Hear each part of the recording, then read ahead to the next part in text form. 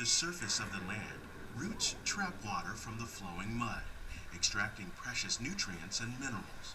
These elements, when combined with sunlight, create the diverse living systems of our planet.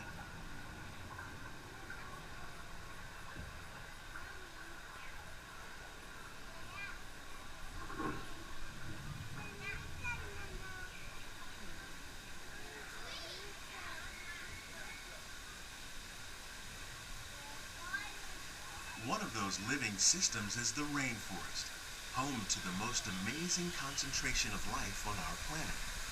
These dense and beautiful forests cover only a tiny portion of the Earth's surface, but they contain more than half of its plant and animal species. Rainforests are also extremely rich and productive living systems, providing us with oxygen, food, medicines, and other elements essential to our lives.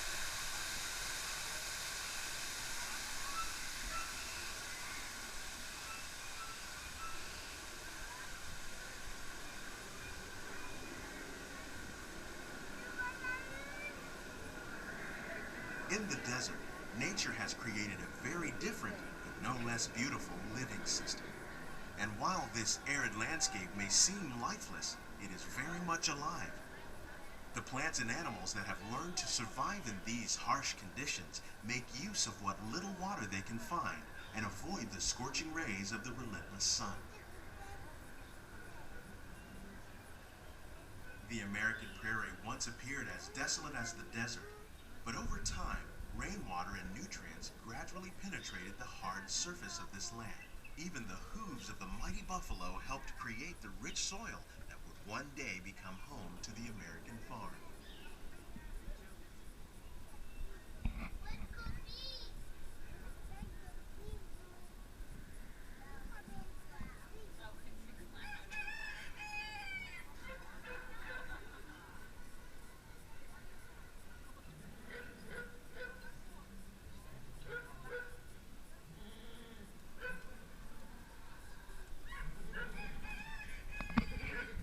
Of all the forces at work on the land, humans have had one of the most profound effects. The need to produce food for a growing world led to the enormous use and sometimes overuse of the land. In our search for more efficient ways to grow food, we often fail to realize the impact of our methods.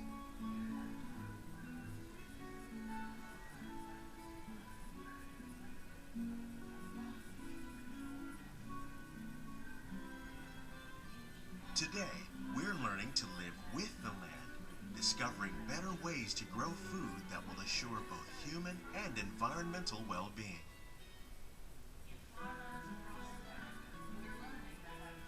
Vegetation containing natural fertilizers, we can enrich the soil without the use of chemicals. In Saudi Arabia and Mexico, we're learning to produce food on desert seacoasts by developing and planting crops that thrive on salt water. Here at Epcot, we're learning to reduce the need for pesticides by using natural predators like ladybugs and wasps to control pests. In Japan, we're learning that by adding composted leaves and other plant material to our soil, we can reduce the need for fertilizers. In farmlands across America, we're learning that by plowing under vegetation containing natural fertilizers, we can enrich the soil without the use of chemicals. How will we meet tomorrow's growing needs for food production, yet still respect the needs of the land? Some of the answers are being discovered just ahead. To help us maintain these carefully controlled ecosystems, and for your safety, please remain seated in your boat at all times.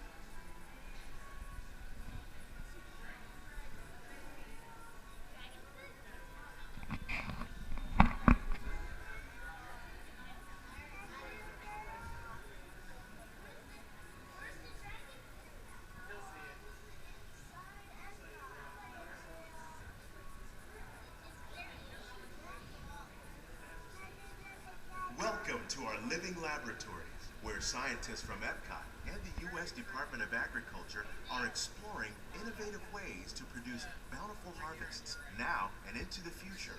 The tropics are home to the greatest diversity of plants on the planet, Many of these, like papaya, bananas, cacao, coffee, and rice, are well known around the world. Others, like the jackfruit, fluted pumpkins, and dragon fruit growing here, represent the vast number of lesser-known tropical plants. As we learn more about these crops, we discover that many are rich in vitamins and minerals, while others are well adapted to growing in less than ideal conditions. For instance, the fluted pumpkin thrives in the poorest soil conditions of Africa. With its edible seeds and leaves, the pumpkin could become an important staple for areas where other crops don't grow easily. The unique-looking dragon fruit is actually a member of the cactus family. The fruits are high in vitamin C, rich in antioxidants, and have a light, sweet taste. The fruit originated in Mexico or Central America, but is already becoming popular in Asia. It could become a source of important nutrients for people living in many areas of the world. These and many other lesser-known crops may one day be as popular as the bananas growing on both sides of the boat. More than 28 million tons of bananas are eaten annually, making it the most popular fruit in the world.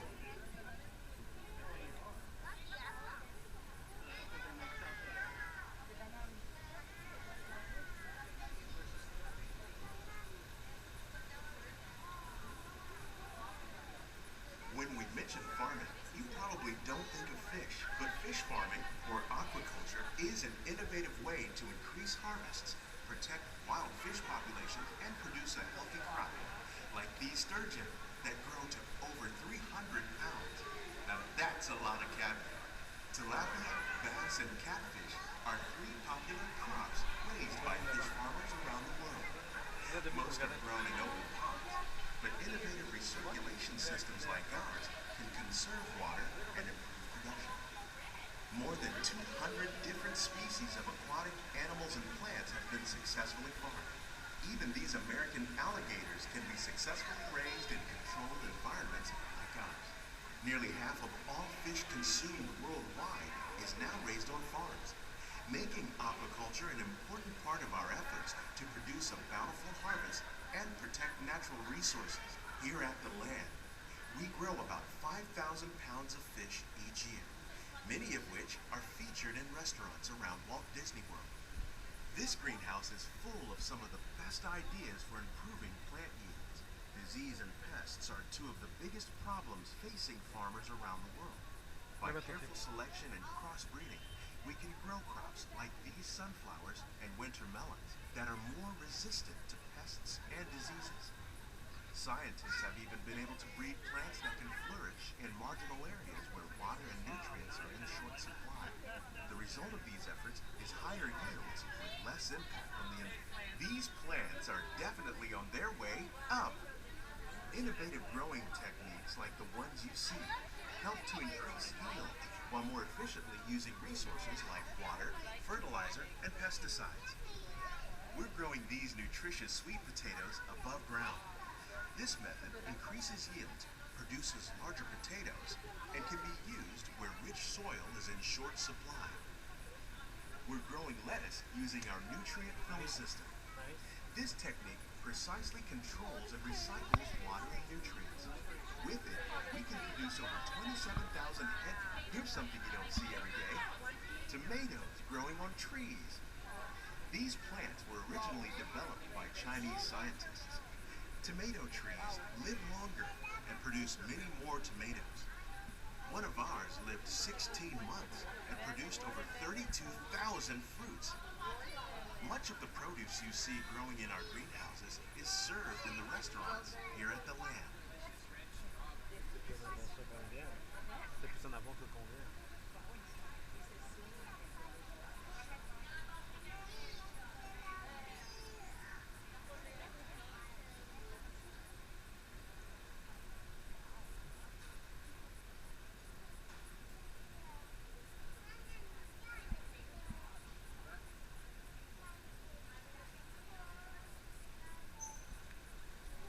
The future of agriculture includes some high-flying ideas like the ones you see here.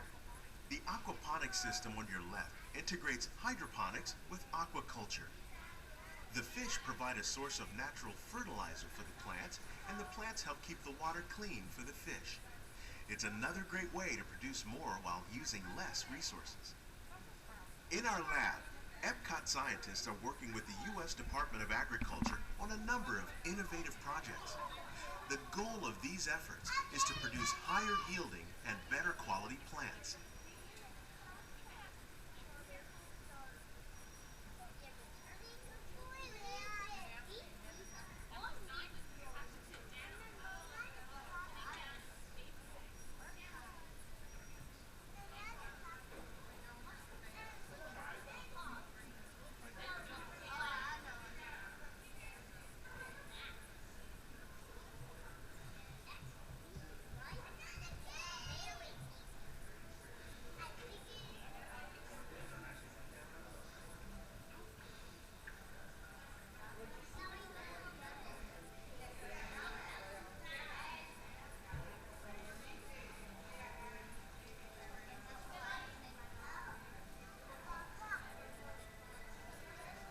These greenhouses represent just a tiny fraction of the work being done worldwide to produce bountiful harvests for our growing population. Around the globe, scientists, farmers, and even backyard gardeners are doing their part to improve